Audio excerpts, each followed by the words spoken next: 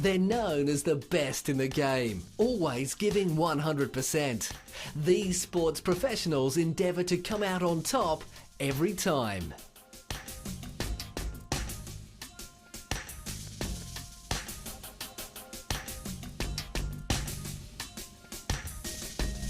It isn't something that just affected somebody on the fringe. This is something that affected me personally. So it's been 10 years since I was diagnosed, and you think, you know what? I mean, 10 years ago, I probably thought that we wouldn't be talking about this now, but we still are.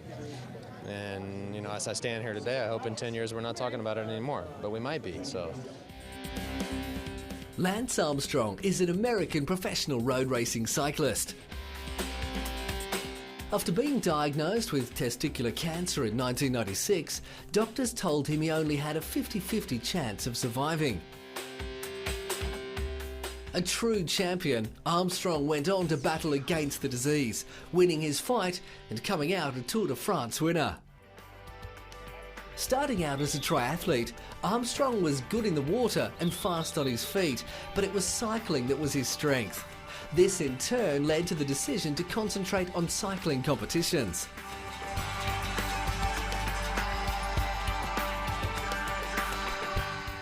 He won the US Amateur Cycling Championships in 1991, then turned professional the next year. Since then, even with the setback of cancer, Armstrong has gone on to win many competitions and awards, even going on to beat the record of 5 consecutive wins by Spanish cyclists Miguel Indurain in the Tour de France.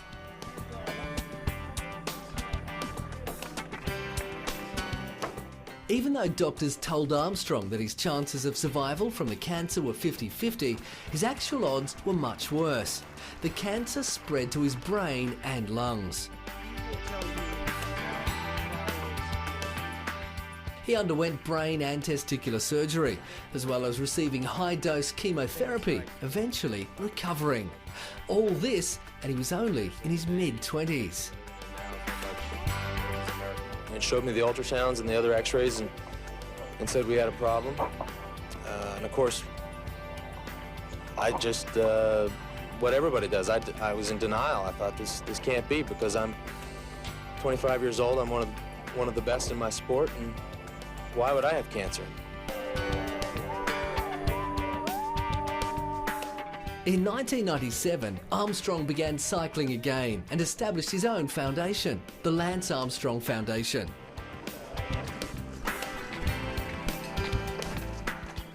This provides education and support for cancer patients, while also funding cancer research. This all provided great motivation for Armstrong.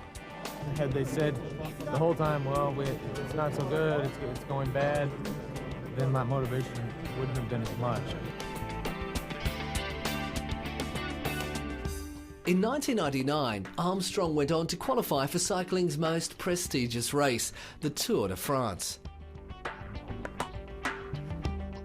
This grueling race covers a distance of over 3,500 kilometres. As a huge one-lap race around all of France and neighbouring countries, it's broken into 21 stages, spread over 23 days. The race's flat stages eventually give way to steep mountains, which separate the winner from the rest.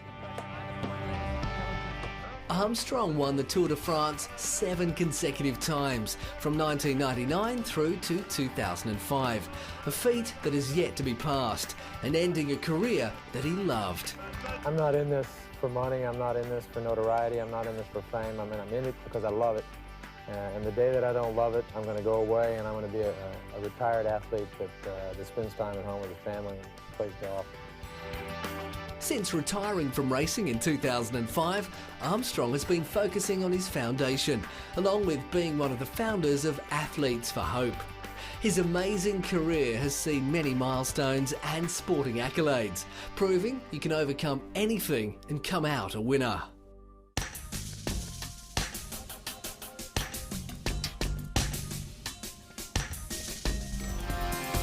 Even if you don't know a great deal about football, everyone knows, or has at least heard about, David Beckham. He's the face of football.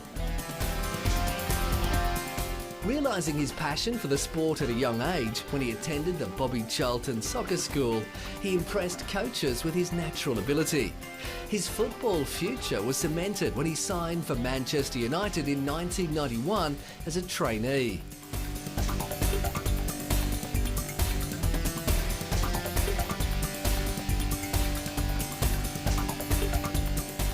He fulfilled a dream when he made his Premier League debut with Manchester United in 1995 against Leeds United. During the 1996-97 season, Beckham was rewarded the goal of the season for his audacious score from the halfway line.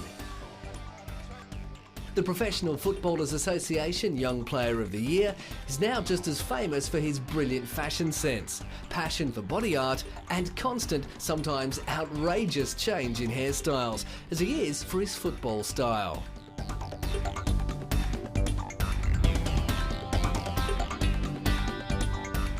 Deciding to leave his boyhood club after 14 years to join Spanish team Real Madrid in a multi-million-dollar deal, Beckham was teamed up with some of the world's biggest names in football.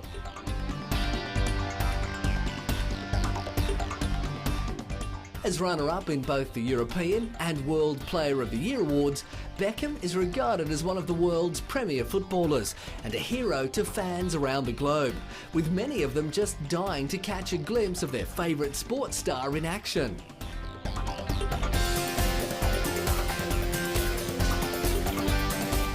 Apart from being one of the world's highest paid footballers, he was also Google's most searched sports topic in both 2003 and 2004.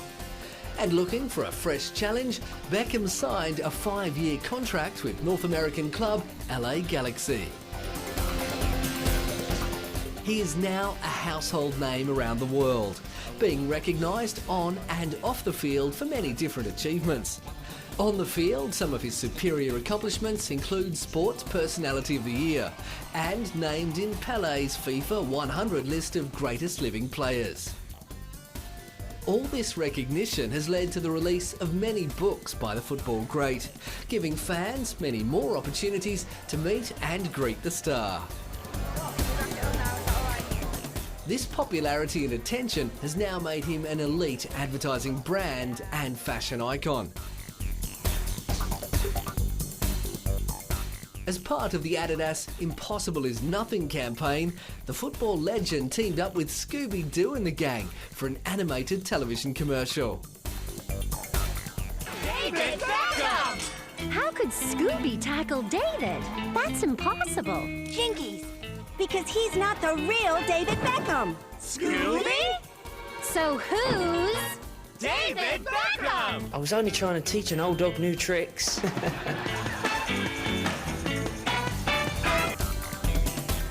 As a powerful marketing tool, David has lent his image to many brands, including the Gillette Razor Corporation, and signed a 3-year deal as a global ambassador for Motorola.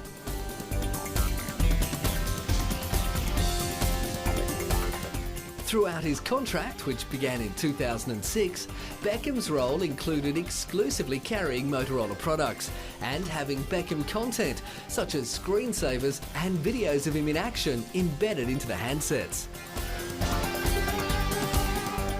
Being a major asset to his past and present football clubs, as well as captaining international side England, it seems Beckham's image is just as powerful whether on or off the field.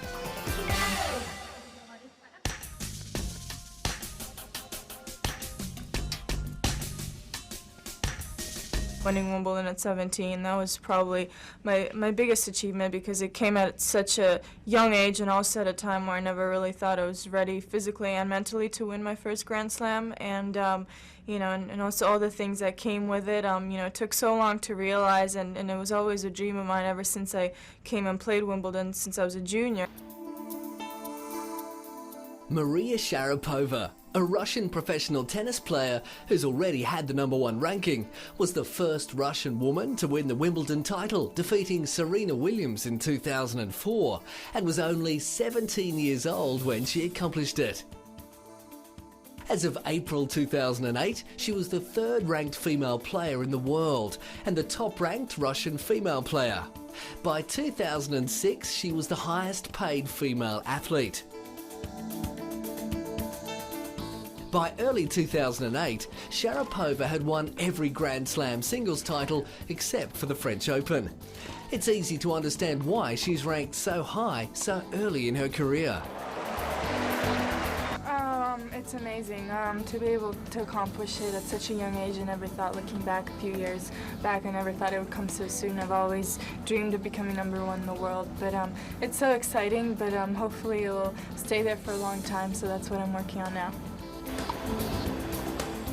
Winning Wimbledon in 2004, the 2006 US Open and the Australian Open in 2008, Sharapova has been labelled as a power baseliner by tennis critics and fans. Her aggressive playing style on the court leaves her a standout from the rest. With earnings up in the millions, a lot of Sharapova's income comes from endorsement deals and sponsorships. She signed on as an ambassador for Tag Heuer, the prestigious Swiss sports watch. And while she is determined, fearless and passionate, she's also extremely feminine. There aren't many champions that so clearly symbolise the blend of sport and seduction. She was involved in the development of the Tag Heuer Formula One Glamour Diamonds, which matches her trendy and glamorous, but also very relaxed style. The tennis pin-up girl also signed a multi-year deal to represent Land Rover. Her role as ambassador includes her using Land Rover vehicles and participation with promotions and events. Her strong performance on the court is a perfect matchup for Land Rover. She endorses Nike accessories, apparel and footwear, and is known for having a major involvement in the designs of her tennis outfits. The game of tennis seemed to enter a whole new era when Sharapova took to the court. On and off the court, her beauty and grace has charmed the world of fashion. She's featured in leading magazines, as well as signing an exclusive license agreement with Parlo Fragrances Incorporated, seeing her launch a signature fragrance under her own name.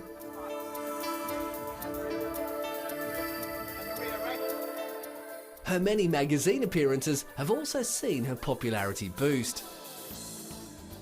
Sharapova posed in a 6-page bikini photoshoot spread in the 2006 Sports Illustrated swimsuit issue. She's now joined the long line of other professional athletes to have appeared in the magazine. Sharapova's powerful image on the court has opened up many doors for this young star. Whether it's in the field of fashion, as a pin-up girl, or the face of women's tennis, Sharapova has worked her way to the top and looks set to stay there.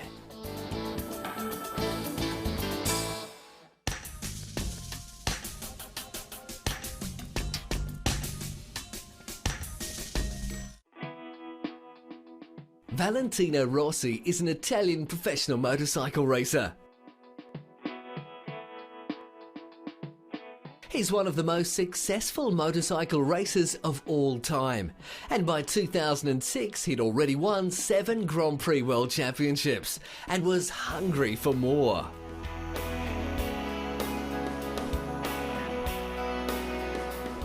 Barely legal to drive, Rossi began his racing career in 1996 for Aprilia in the 125cc category.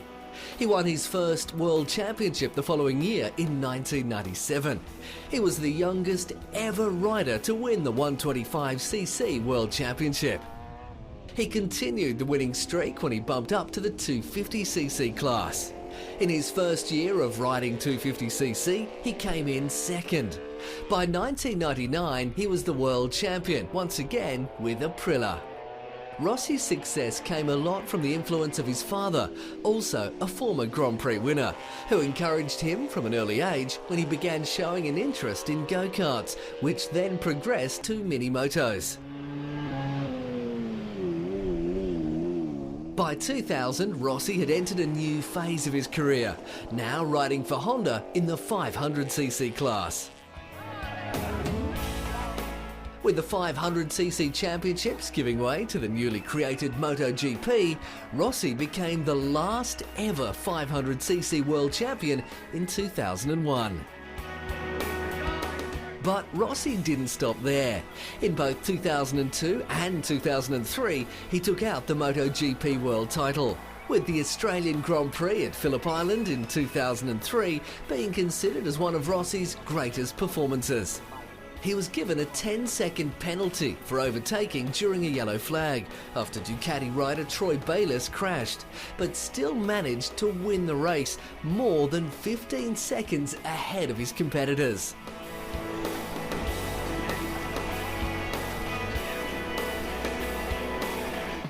Rossi made history when he left Honda to move across to Yamaha.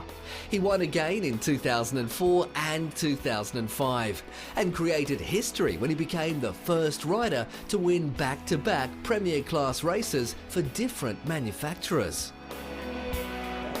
The 2004 season saw him win 9 out of 16 races and clinch the World Championship title, the first win in 12 years for Yamaha. He really is something else on a motorcycle. The 2005 season was dominated by Rossi, winning 11 races in total, taking 5 pole positions and finishing off the podium only once. His name was in the history books once again for being only one of 5 riders in the history of the sport to win the Premier Class title on 5 occasions.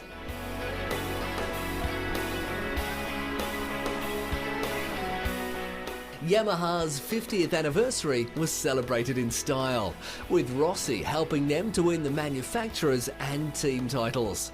One of their best ever years in the Grand Prix. Being a very superstitious man and prior to riding, Rossi will perform his pre-ride rituals.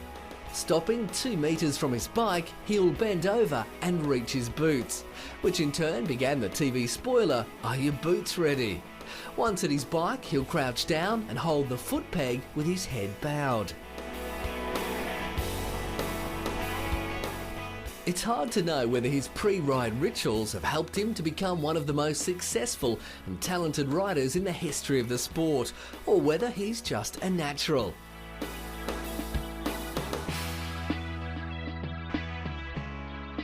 Either way, Rossi is one of a kind and a true champion.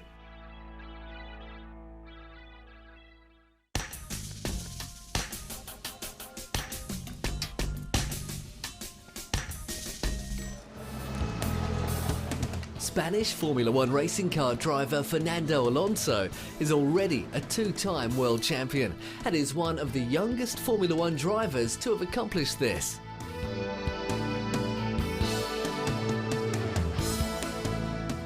His love for driving came when his father, a keen amateur kart racer, wanted to share his passion with his children, so he built them a pedal kart in the shape of a miniature Formula One car. Alonso, who was only 3 at the time, became quite comfortable in the driver's seat. Although pedals were not good enough, Alonso wanted speed and to compete. And the rest, as they say, is history. By his mid-teens, Alonso's collection of kart titles included the World Championship. Most times he was the youngest entrant. By 2002, Alonso was driving for Renault.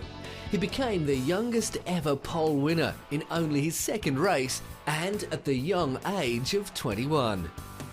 Just after his 22nd birthday, Alonso celebrated by becoming the youngest Grand Prix winner in history. His driving style is smooth and is marked by the intelligence of both his technical approach and dealing with traffic and competitors. On the track, he keeps his head in the game, rarely giving in to the pressure or making a mistake when the pressure is on. Driving the Renault R24 kept Alonso out of the winner's circle, being difficult to drive. But this gave him time to hone his driving skills, allowing him to take full advantage of Renault's first-class R25. It was in this Formula One car that Alonso would shine. From the beginning of 2005, Alonso was the man to beat. Out of 21 races, he scored points in all but 2, finished in the top 3 14 times and came in first place 7 times. Alonso secured a second championship for himself and Renault in a battle against Michael Schumacher. At the end of 2006, Alonso was in search of a new challenge and moved to the McLaren team.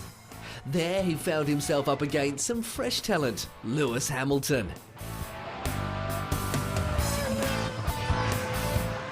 After one season with the McLaren team, Alonso came in 3rd position.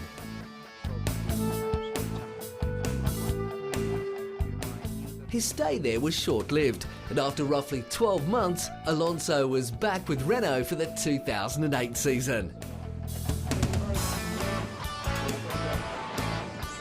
He, along with fellow driver Nelson Piquet Jr., will be driving the 2008 ING Renault F1 car, the R28, with the dream of getting Renault back on top. But it seems with the popularity of Alonso, he's pretty much free to pick and choose which team he wants to represent, while along the way encouraging many others to get involved and follow their dream.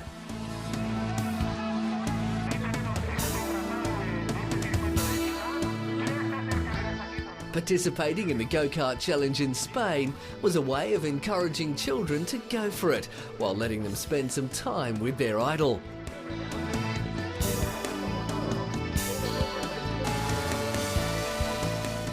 Still at the peak of his powers, Alonso's focus never wavers in the intensity of a battle. He revels in the thrill of the chase, all while remaining supernaturally calm. His maturity serves him well, which makes him one of Formula One's most powerful and intimidating competitors. On the track, Alonso is a force to be reckoned with. And let's hope there's plenty more of Alonso to come.